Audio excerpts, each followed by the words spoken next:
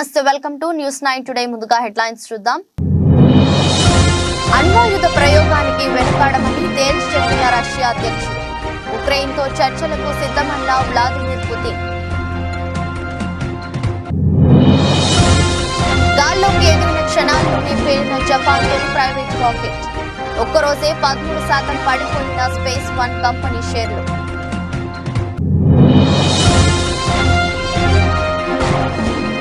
నగరిలో మంత్రి రోజాకు line clear. అసమ్మతి నేతలకు సర్ది చెప్పిన జగన్.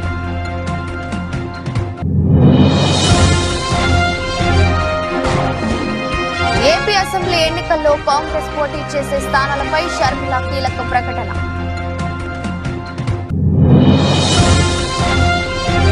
రేషన్ కార్డుతో సంబంధం లేకుండా అందరికీ ఆరోగ్యశ్రీ కసరత్తు చేస్తున్న ప్రభుత్వం.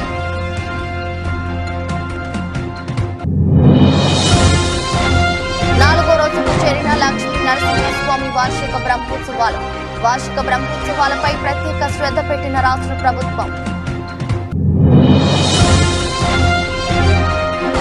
గుజరాత్ పై షెఫాలి మెరుపుల టైటిల్ ఫైట్ కు దూసుకెళ్లిన ఢిల్లీ.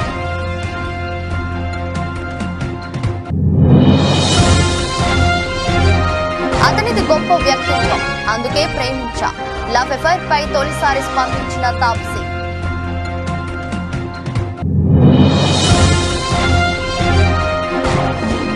నష్టాల్లో స్టాక్ మార్కెట్ సూచీలు 22,000 దిగువకు నిఫ్టీ. తమ రాజ్యాధికారం, సార్వభౌమత్యం, స్వాతంత్ర్యానికి ముప్పు వాటిల్లితే అణ్వాయుధాలు వాడేందుకు వెనకాడబోమని రష్యా అధ్యక్షుడు వ్లాదిమిర్ పుతిన్ హెచ్చరించారు.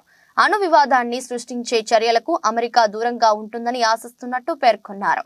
రష్యాలో అధ్యక్ష ఎన్నికలు జరగనున్న వేళ పశ్చిమ దేశాలకు పుతిన్ తీవ్ర హెచ్చరికలు జారీ చేశారు. టెలివిజన్ ఛానల్ కు ఇచ్చిన ఇంటర్వ్యూలో పుతిన్ ఈ వ్యాఖ్యలు చేశారు. జో బైడెన్ ను అనుభవజ్ఞుడైన రాజకీయవేత్తగా అభివర్ణించారు. ప్రపంచం అణువ యుద్ధం వైపు వెళ్తుందని తాను అనుకోవడం లేదన్నారు. ఉక్రెయిన్ తో చర్చలకు తలుపులు ఎప్పుడు తెరిచే ఉంటాయని స్పష్టం చేశారు. In an interview on state television, the Russian leader described US President Joe Biden as a veteran politician who fully understands the dangers of an escalation in tensions. He claimed Russia's nuclear capabilities are more advanced than the West's. The United States announced that they were not going to send troops. We know what American troops are on the Russian territory. These are invaders. This is how we will treat it, even if they appear on the territory of Ukraine and they understand this. I said that Biden is a representative of the traditional political school, and this is proved.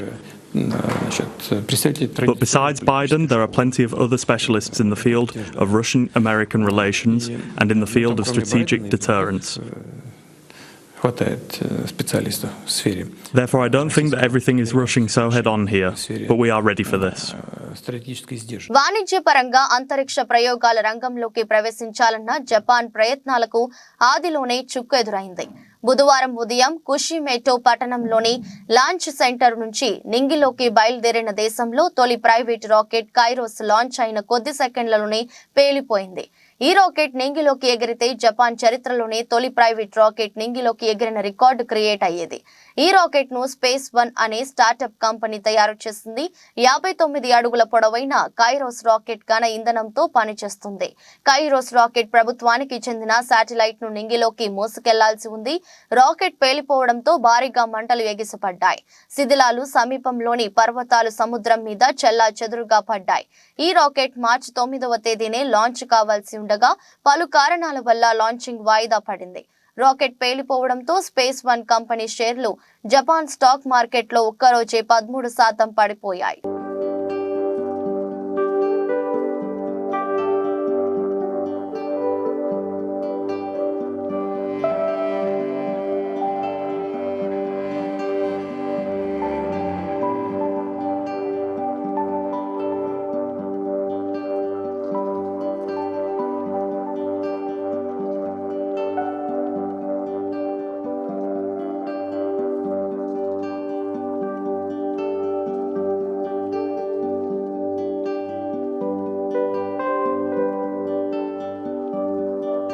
Nagari ticket విషయంలో మంత్రి రోజాకు CM Jagan line clear చేసినట్టు తెలుస్తుంది. ఏపీలో ఎన్నికలు సమీపిస్తున్న వేళ మంత్రి రోజాపై వ్యతిరేకత పెరుగుతుంది. నియోజకవర్గ పరిధిలోని నేతలు రోజాని వ్యతిరేకిస్తున్నారు. ఎన్నికలలో రోజాకు టికెట్ ఇస్తే సహించేది లేదని కొంతమంది వైసీపీ నేతలు అసహనం వ్యక్తం చేస్తున్నారు. నగరిలో రోజాకి తప్ప ఇతరులు ఎవరికి సీటు కేటాయించినా తాము గెలిపిస్తామని అంటున్నారు. ఈ నేపథ్యంలో మంత్రి రోజా సీఎం జగన్ ను కలిసి అసమ్మతి నేతలపై ఫిర్యాదు చేశారు. దీనిపై స్పందించిన సీఎం జగన్ నగరి టికెట్ విషయంలో మంత్రి రోజాకు లైన్ క్లియర్ చేసినట్టు సమాచారం. అసమ్మతి నేతలకు సర్ది చెప్పిన జగన్ అందరూ కలిసి పనిచేయాలని సూచించినట్టు తెలుస్తోంది. మరోవైపు సత్తెనపల్లి, నర్సరావుపేట నగరి అసంతృప్త నేతలకు కూడా సీఎం జగన్ సర్ది చెప్పారు. కొన్ని రోజులుగా మంత్రి అంబటి పలువురు నేతలకు మధ్య గ్యాప్ వచ్చినట్టు తెలుస్తోంది. అంబటిని గెలిపించాల్సిన బాధ్యత తమదేనని అసంతృప్తి నేతలకు జగన్ సూచించారు. మళ్లీ అధికారంలోకి వచ్చాక అందరికీ తగిన ప్రాధాన్యత ఉంటుందని అసంతృప్తి నేతలకు భరోసా ఇచ్చారు. నరసరావుపేట ఎమ్మెల్యే గోపిరెడ్డి నుంచి తాము ఎదుర్కొంటున్న సమస్యలను సీఎం జగన్ కు 6 సంతృప్త నేతలు వివరించారు. తమ రాజకీయ విశ్వసనీయతను దెబ్బతీసేలా గోపిరెడ్డి వ్యవహరిస్తున్నారంటూ నేతలు వాపోయారు. ఇక ముందు ఎలాంటి ఇబ్బందులు లేకుండా చూసే బాధ్యత తనదని జగన్ హామీ ఇచ్చారు. పార్టీ నిలబెట్టిన అభ్యర్థిని గెలిపించేందుకు అందరూ కలిసి పనిచేయాలని సీఎం జగన్ సర్ది చెప్పారు.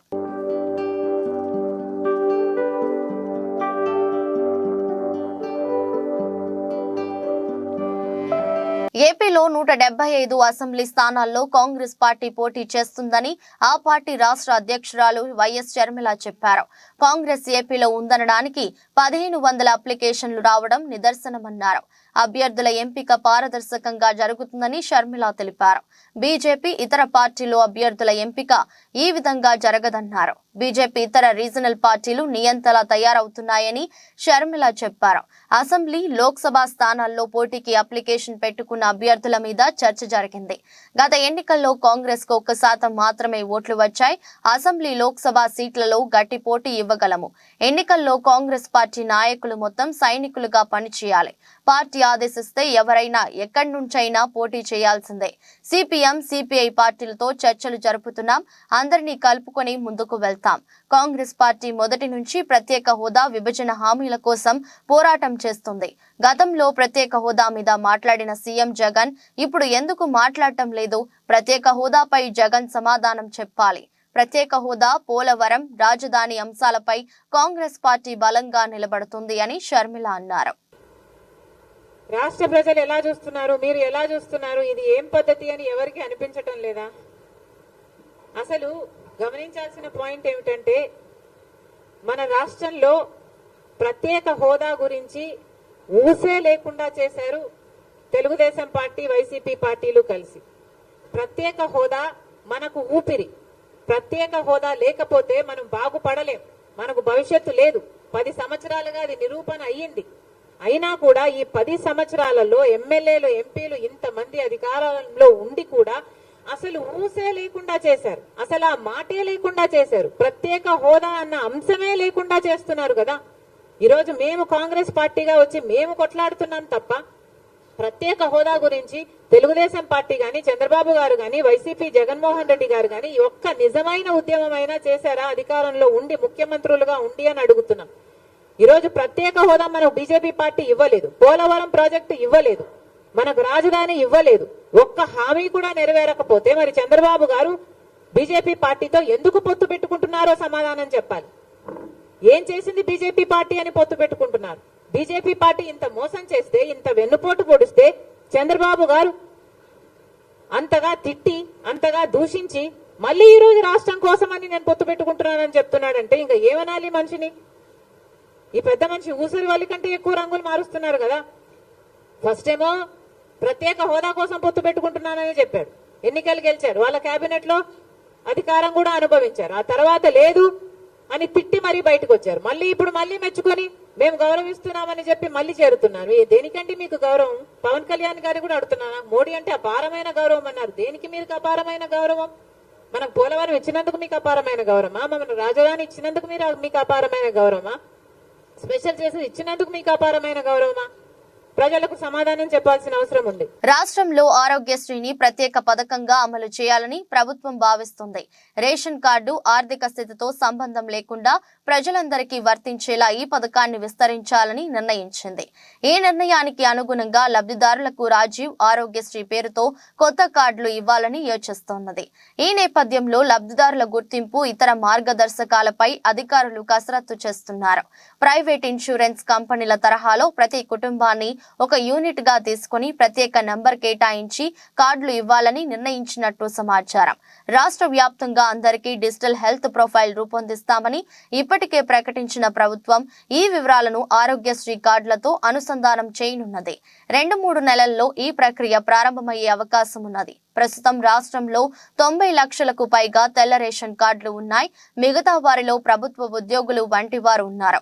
వారికి కూడా ప్రభుత్వం ప్రత్యేకంగా హెల్త్ స్కీమ్ ను అమలు చేయాల్సి వస్తుంది.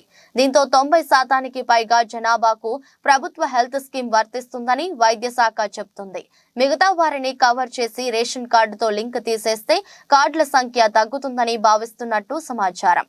ఇలా చేస్తే ప్రభుత్వంపై ఏటా దాదాపు 450 కోట్ల మేరకు అదనపు భారం పడుతుందని అంచనా.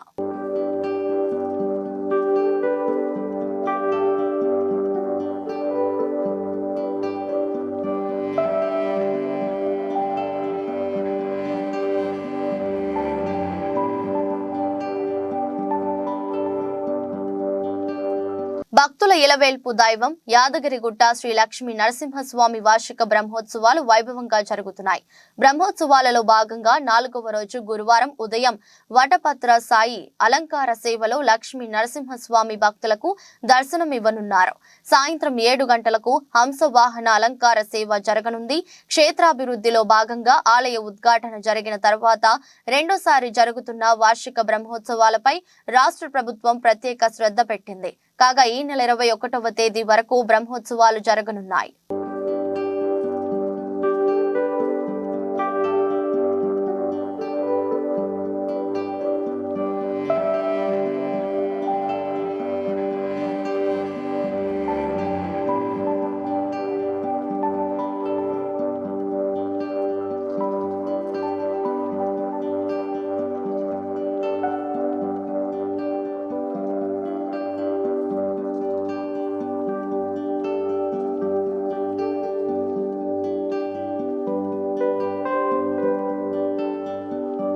ములుగు నియోజకవర్గంలోని పెద్దాపూర్, గుర్రంపేట, బౌసింగ్పల్లి, సుబ్బక్కపల్లి గ్రామాల్లో 2,34 లక్షలతో చేపట్టిన పలు అభివృద్ధి కార్యక్రమాలను కొబ్బరికాయ కొట్టి ప్రారంభించిన రాష్ట్ర పంచాయతీరాజ్ గ్రామీణాభివృద్ధి స్త్రీ సంక్షేమ శాఖ మంత్రి వర్యులు డాక్టర్ ధనసరి అనసూయ సీతక్క. ఈ సందర్భంగా మాట్లాడుతూ కాంగ్రెస్ పార్టీ ఎన్నికల సందర్భంగా ఇచ్చిన హామీని ప్రభుత్వం ఏర్పడిన 100 రోజుల్లోనే అమలు చేస్తున్నామని, మహిళలకు ఉచిత బస్ ప్రయాణం, 500కే గ్యాస్ సిలిండర్, ఆరోగ్యశ్రీ, 10 లక్షలు నిరుపేదలకు, 5 లక్షలతో ఇందిరమ్మ ఇల్లు, మహిళలకు వడ్డీ లేని రుణాలు, ఇలా అన్ని గ్యారెంటీలను అమలు చేస్తున్నామని, రాబోయే పార్లమెంట్ ఎన్నికల్లో కూడా ప్రజలందరూ కాంగ్రెస్ పార్టీకి మద్దతుగా తోడుగా ఉండాలని మంత్రి వర్యులు సీతక్క అన్నారు. ఈ కార్యక్రమంలో వివిధ శాఖల అధికారులు మరియు కాంగ్రెస్ పార్టీ జిల్లా, బ్లాక్, మండల, గ్రామ నాయకులు, కార్యకర్తలు ఉన్నారు. మరి మహిళలందరికీ కూడా ఉచిత బస్సు ప్రయాణం ఏర్పాటు చేసి ఇప్పటి వరకు 30 కోట్ల ప్రయాణాలు ఒక్కొక్క అక్క 10-20 సార్లు బస్సు ప్రయాణం చేసి, కానీ మనం బస్సు ప్రయాణం పెట్టినాక ఊళ్ళకు బస్సులు రావద్దు అని పాపం ఆటో సోదరులను టీఆర్ఎస్ వాళ్ళు రెచ్చగొట్టి కొంతమందిని ఆటోలను కాలబెట్టేటట్టుగా ప్రోత్సహించి ఊరూర్లో బస్సులో తిరగద్దని అడ్డుకునే ప్రయత్నం చేస్తా ఉన్నాం. మేమేమంటామంటే ఆటోల టైంలో ఆటోలు తిరుగుతాయి, ఎందుకంటే పొద్దున సాయంత్రం బస్సు వస్తుంది. ఇప్పుడు ఇక్కడ నుంచి హన్మకొండ పోవాలి, మరి ఆటో హన్మకొండ దాకా వస్తుందా? రాదు కదా. మరి అట్లా హన్మకొండ దాకా పోవాలంటే కనీసం 200 రూపాయలన్నా ఖర్చు వస్తుంది. 200 రూపాయలు నెలకు ఒక 4-5 సార్లు పోయేటోళ్ళు అయితే మరి ఒక 2-3 వేల రూపాయలన్నా వాళ్ళకు మిగులుతాయి ఆడోళ్ళకు, అక్కలకు అని మన సీఎం రేవంత్ రెడ్డి గారు సోనియమ్మ ఆదేశం మేరకు ఉచితంగా బస్సు ప్రయాణం పెట్టింది. ఎవరెన్ని అడ్డుకున్నా 30 కోట్ల ప్రయాణాలు అంటే మన మహిళలు అన్ని సార్లు బస్సులు ఎక్కి దిగింది. అదే కాకుండా మరి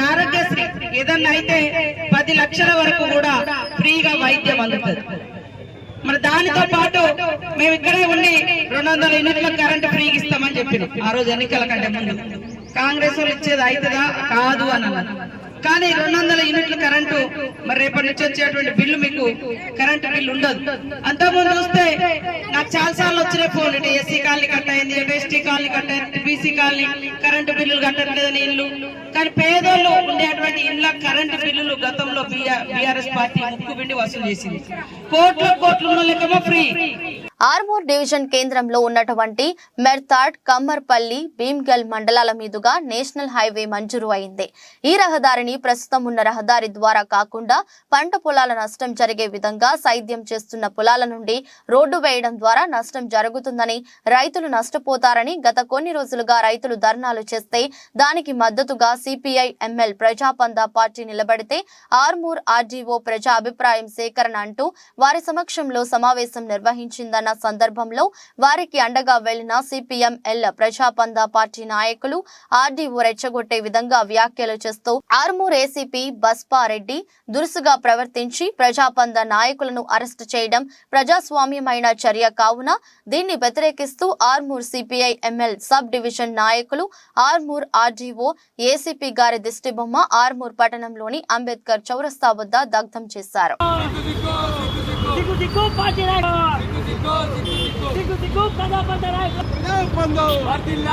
రైతుల పక్షాన మాట్లాడమే నేరమా? రైతుల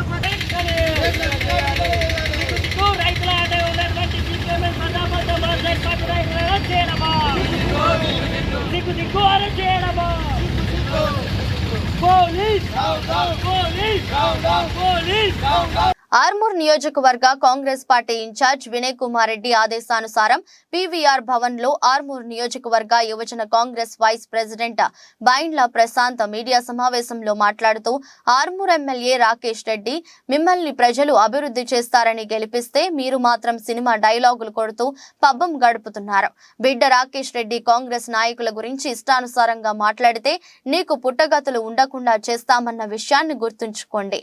నీకు దమ్ముంటే నిధులు తీసుకురండి, లేకపోతే అభివృద్ధికి సహకరించండి. కానీ తెలంగాణ ముఖ్యమంత్రి రేవంత్ రెడ్డిని విమర్శిస్తే ఆర్మూర్ నియోజకవర్గంలో మా యువజన కాంగ్రెస్ నాయకులు మిమ్మల్ని తిరగకుండా చేస్తారు, జాగ్రత్త అని హెచ్చరించారు. విలేకరుల సమావేశంలో విచ్చేసిన వారు town president Vijay Agarwal, youth Congress నియోజకవర్గ జనరల్ సెక్రటరీ తిరుమన్పల్లి నవనీత్, నియోజకవర్గ నాయకులు ఎడ్డిగారి నిఖిల్, తోపారం భగత్, శ్రావణ్, రాజశేఖర్, గుండు, హరీష్, అల్జాపూర్ కిరణ్, వినోద్, సుశాంత్, యువజన పార్టీ నాయకులు తదితరులు పాల్గొన్నారు.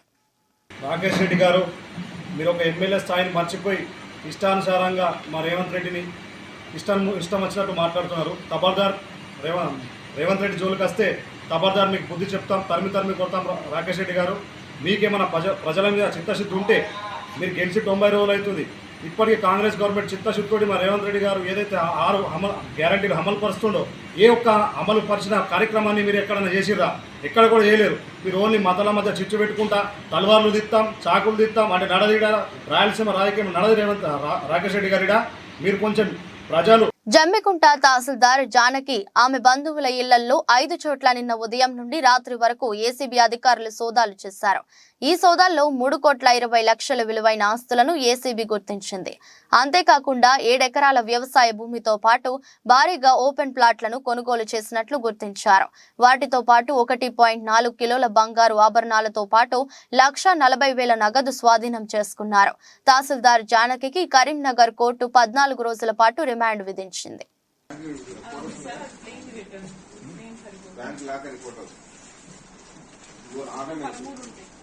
అవి బిడ్డలు సీసీ కార్డు పెట్టు, సతీష్ పెట్టు, క్యాష్ కూడా పెట్టు, ఒకసారి క్యాష్ కూడా నాకు రోజు పెట్టాలి.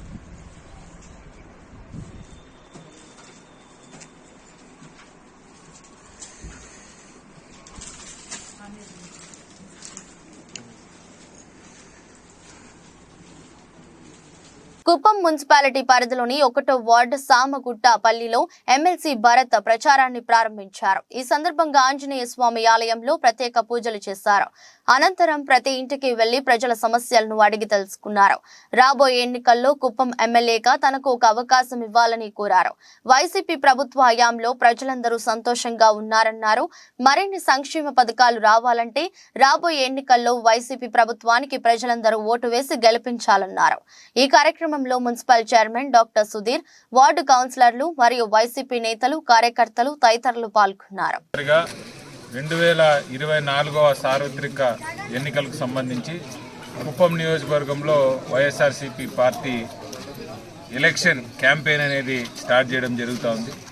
గడిచిన 4.5 సంవత్సరాలుగా జగన్మోహన్ రెడ్డి గారి నాయకత్వంలో ఎటువంటి లబ్ధి ప్రతి ఇంటికి చేరింది, ఏ రకమైనటువంటి అభివృద్ధి ప్రతి ఒక్క ప్లేస్కి చేరింది అనేది గుర్తు చేస్తూ మరొక్కసారి జగన్మోహన్ రెడ్డి గారు అధికారంలోకి రాకపోతే పేదవాడు అనేటటువంటి వాడు చాలా నష్టపోతాడు. కాబట్టి రాబోయేటటువంటి తరానికి తీవ్రమైనటువంటి అన్యాయం జరుగుతుంది. కాబట్టి వాటన్నిటినీ కూడా ప్రజలకు మరొకసారి గుర్తు చేస్తూ కరోనా సమయంలో కానీ ఆ తర్వాత ఎక్కడెక్కడైనా ప్రాబ్లమ్స్ ఉంటే ప్రతి ఒక్క ప్రాబ్లమ్ని వైఎస్ఆర్సీపీ పార్టీ కానీ వైఎస్ఆర్సీపీ పార్టీ శ్రేణులు కానీ ముందుండి ఆ ప్రాబ్లమ్స్ అన్నింటినీ కూడా క్లియర్ చేసుకుంటా ఈ 4.5 years కూడా మేము పనిచేయడం జరిగింది.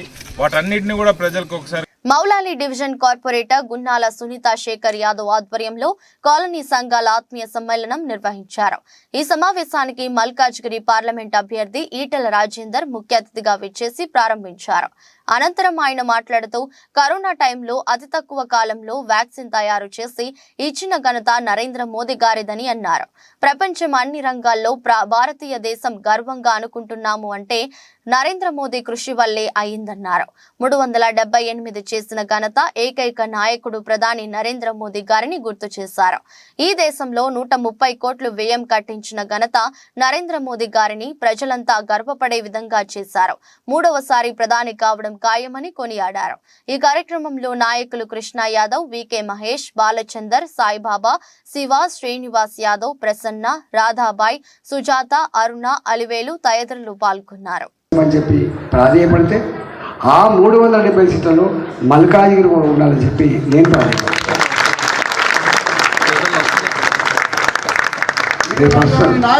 ఎత్తుతాండ్రు మా సునీత మండలం దొరుకుతున్నారు వాళ్ళు. 150 కోట్లు పెట్టాడు దొరకన్నా 200 కోట్లు పెట్టాడు. నా మీద 200 కోట్లు పెట్టాడు, 150 కోట్లు పెట్టాడు. ఇప్పటికే ఒకసారి ఎక్స్పెరిమెంట్ అయిపోయింది. మీరందరూ వచ్చింది. నా అదృష్టం ఏంటంటే 2021లో జరిగిన ఎన్నికలప్పుడు వీళ్ళందరూ నా వచ్చి పనిచేసినప్పుడు నేను ఎవరినో నా పనితనం ఏంటో వీళ్ళు తెలుసు కాబట్టి మాట్లాడు. నాకు ఎన్నడూ ఓట్లలో డబ్బులు అనేది తెలియదు. నాకు దావతులు కూడా ఇచ్చింది తెలియదు. నాకు ఎన్నడు 20 ఏళ్ళు ఏనాడు వాళ్ళు నిండు మనసుతో ఆశ్రయించి పంపించారు. వాళ్ళ కాలు మొదలైతే పనితో పీకింత పని చేసి WPL లో ఢిల్లీ క్యాపిటల్స్ దుమ్ము రేపింది. భారీ విజయం లక్ష్యంగా బరిలోకి దిగిన ఢిల్లీ అనుకున్న ఫలితాన్ని అందుకుంది. బుధవారం పూర్తి ఏకపక్షంగా సాగిన పోరులో ఢిల్లీ 7 వికెట్ల తేడాతో గుజరాత్ జైంట్స్ పై ఘన విజయం సాధించింది. దీంతో లీగ్ ఫైనల్లోకి ప్రవేశించింది. గుజరాత్ నిర్దేశించిన 127 పరుగుల లక్ష్య ఛేదనలో ఢిల్లీ 13.1 ఓవర్లలో 129/3 స్కోరు చేసింది. ఓపెనర్ శేషావలి వర్మ బంతుల్లో 71, 7 4లు, 5 6లు, అర్ధ సెంచరీతో విజృంభించగా జమీమా రోడ్రింగ్స్ దూకుడుగా ఆడింది. తనుజా కన్వర్ 2 వికెట్లు తీసింది. అంతకుముందు ఢిల్లీ 20 ఓవర్లలో 126/9 స్వల్ప స్కోరుకే కుప్పకూలింది. కాప్, మిన్ను, మణి, సికా పాండే దాటికి గుజరాత్ వరుస విరామాల్లో వికెట్లు కోల్పోయింది. భారతి, ఫల్మాలి మినహా అందరూ ఘోరంగా విఫలమయ్యారు. శేషాలికి ప్లేయర్ ఆఫ్ ది మ్యాచ్ దక్కింది.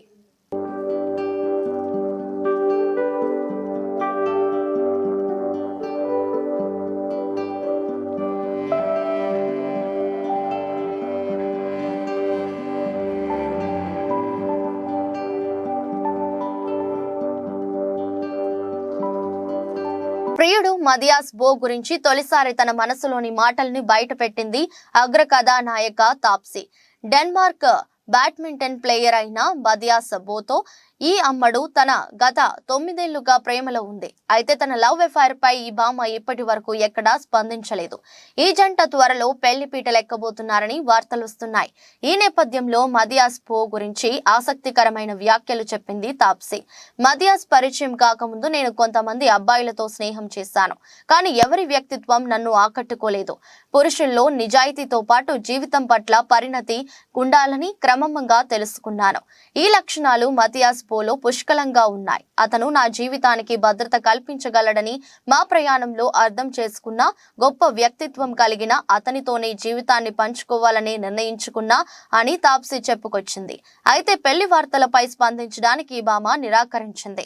సమయం వచ్చినప్పుడు తానే ఈ విషయాన్ని వెల్లడిస్తానని చెప్పుకొచ్చింది.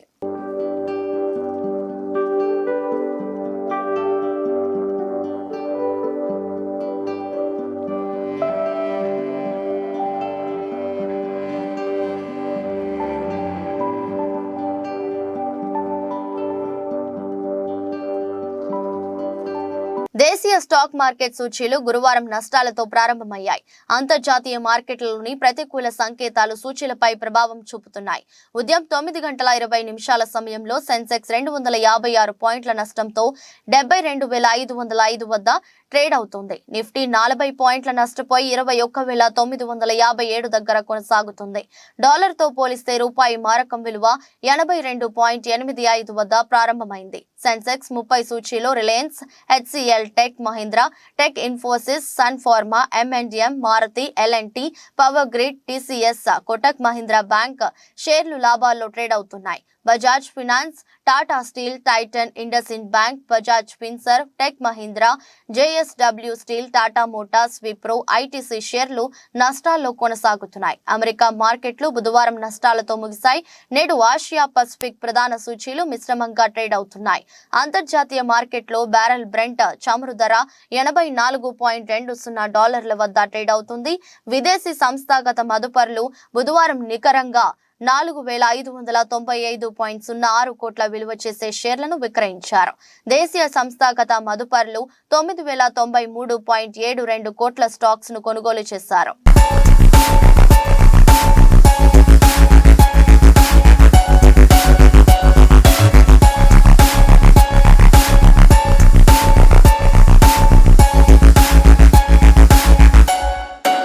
నమస్తే, వెల్కమ్ టు భావత్ న్యూస్. ముందుగా హెడ్లైన్స్.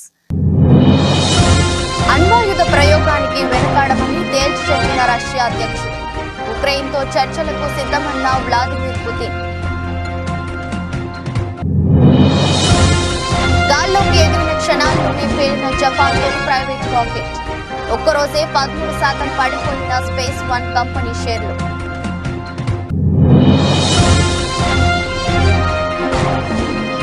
నగరిలో మంత్రి రోజాకు లైన్ క్లియర్. అసమ్మతి నేతలకు సర్ది చెప్పిన జగన్.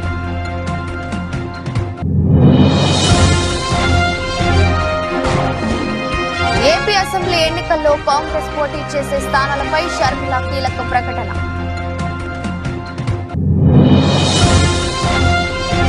రేషన్ కార్డుతో సంబంధం లేకుండా అందరికీ ఆరోగ్యశ్రీ కసరత్తు చేస్తున్న ప్రభుత్వం.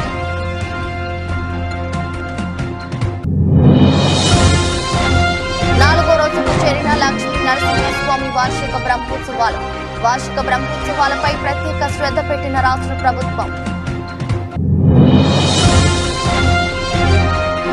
గుజరాత్ పై షెఫాలి మెరుపుల టైటిల్ ఫైట్ కు దూసుకెళ్లిన ఢిల్లీ.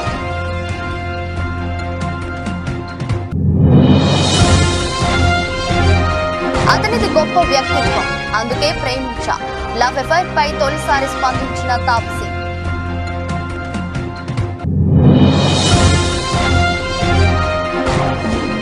నష్టాల్లో స్టాక్ మార్కెట్ సూచీలు 22,000 దిగువకు నిఫ్టీ. నమస్తే, welcome to Telangana capital news. ముందుగా హెడ్లైన్స్.